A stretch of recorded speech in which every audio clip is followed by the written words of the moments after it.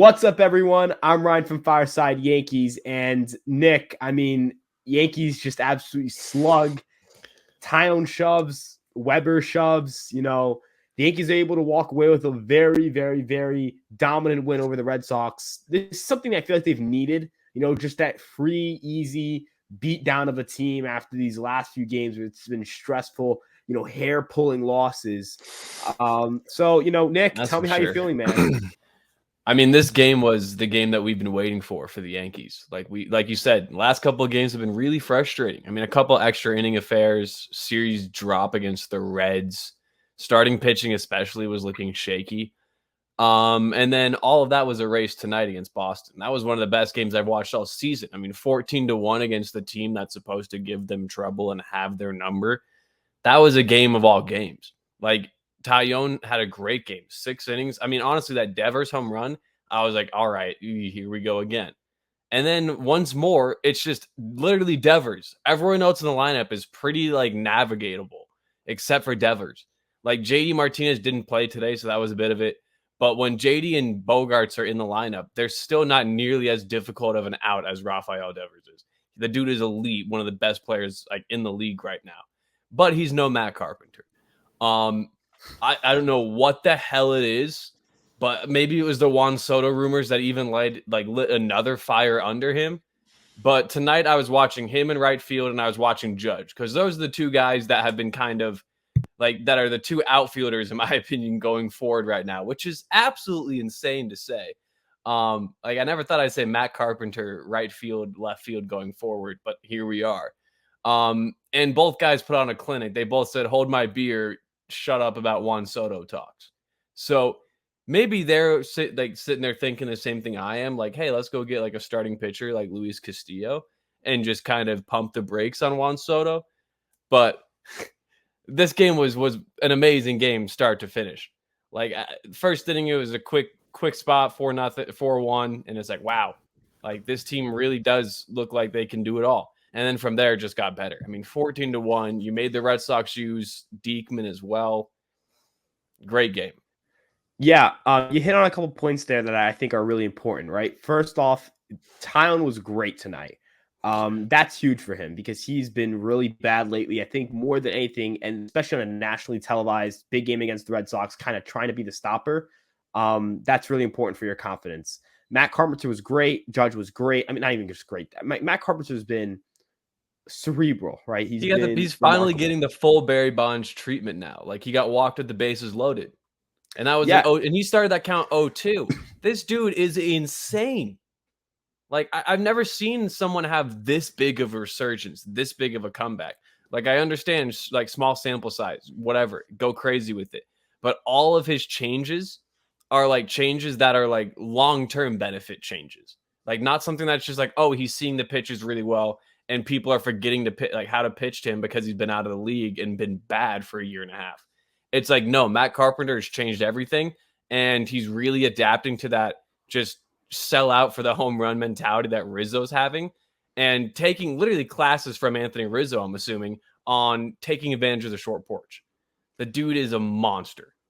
Right. And the offense as a whole looked, it's not, the offense last night wasn't really a problem until the later part of those innings where they just made really terrible swing decisions. And you think even in the Red series, the last 2 games, the offense hit enough to win. It was the pitching. But I feel like for once, the offense just had a collective just beat down. They ran the starter out the game early. Pivetta was awful tonight. The Yankees were able to get to him. Yankees really made as you mentioned, the Red Sox were trying different guys out, and the Yankees just kept beating the crap out of them.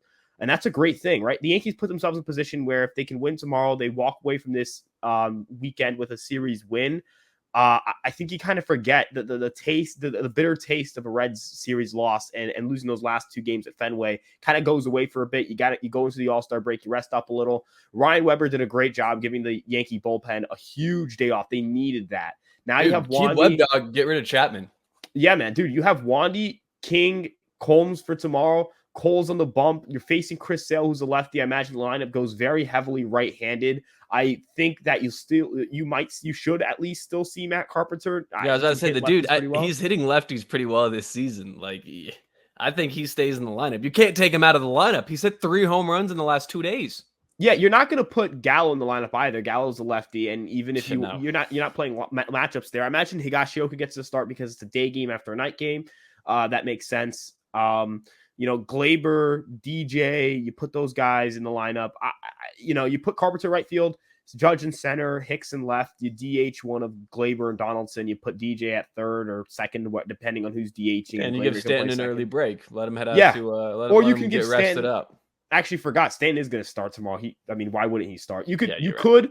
Maybe we won't see Carpenter because we'll see Stanton. So I feel like you have to play Carpenter. Maybe you sit Hicks. Maybe you see Stanton in right, Carpenter in left. Because Carpenter also played a game in left field last week. True, but that was at Fenway, so that's a little. I think the problem. True.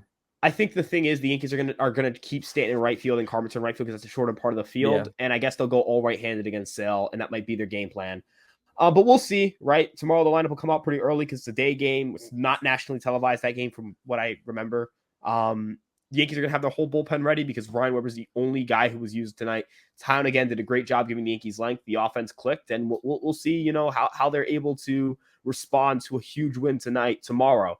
But Austin used Sawamura tonight and Diekman. He only threw 10 pitches, but both those guys are two of in my opinion, they're better bullpen arms.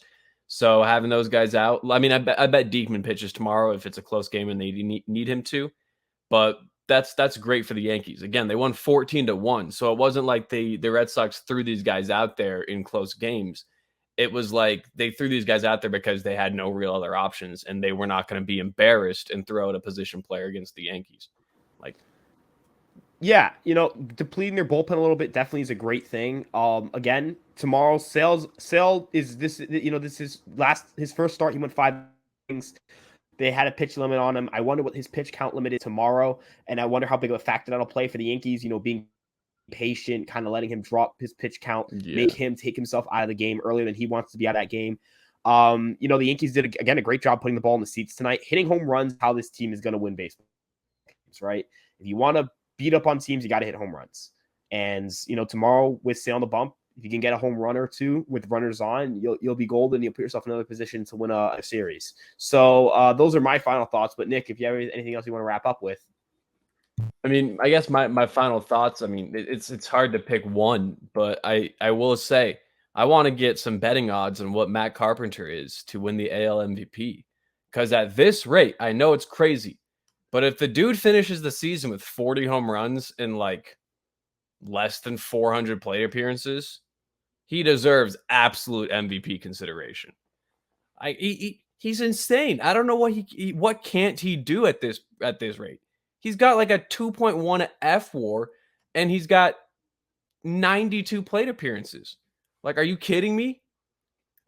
I would love to splash a little bit of cash on those odds because they're probably insanely beneficial to the bettor.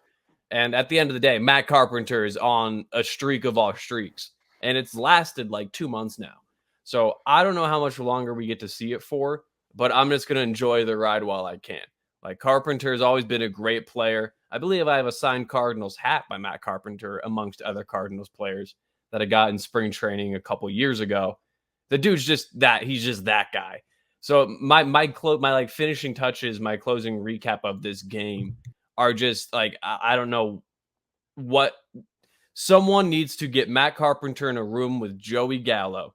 No windows, soundproof walls so no one can hear what they're talking about, and just have the two of them talk hitting for 4 hours, a half day sesh.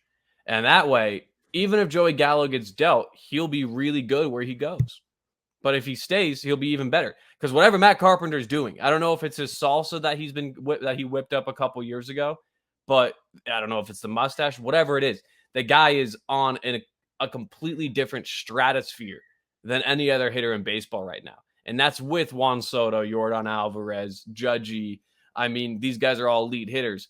But Matt Carpenter's WRC plus on the season is 297. I don't know. I'm just raving about Carpenter to the point where I may reconsider buying a Marinaccio jersey and buy a Carpenter jersey. How can you explain it? I don't know. I guess hopefully tomorrow he just plays and does it again, so he just keeps the legend growing. If he has 16 home runs and hits 2 home runs tomorrow before the All-Star break, and is on pace for like 30, 35, 40. This dude deserves like to win MVP. I don't give a shit about Ohtani. Sorry. Matt Carpenter literally got cut from everywhere. The Rangers even gave up on him. The dude went on a cross-country trip, has every analyst in baseball slobbering over that story. And he's just out here doing his thing, chilling.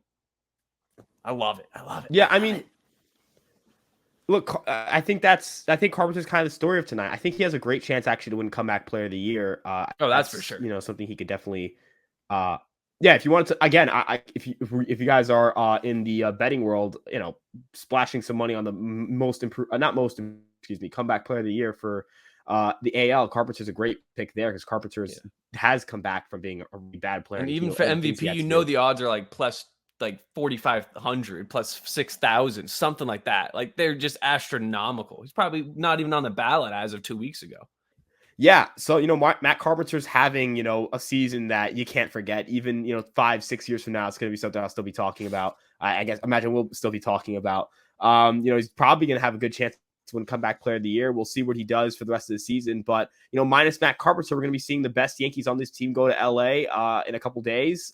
We have one more day, one more game for the All-Star breaks. Yankees ball win here. Cole versus Sale in the afternoon. A great game for the Yankees and the Red Sox. Just anyone in baseball to watch. Thank you guys for your continued support. Like, comment, and subscribe. We'll see you guys in the next video. Peace out.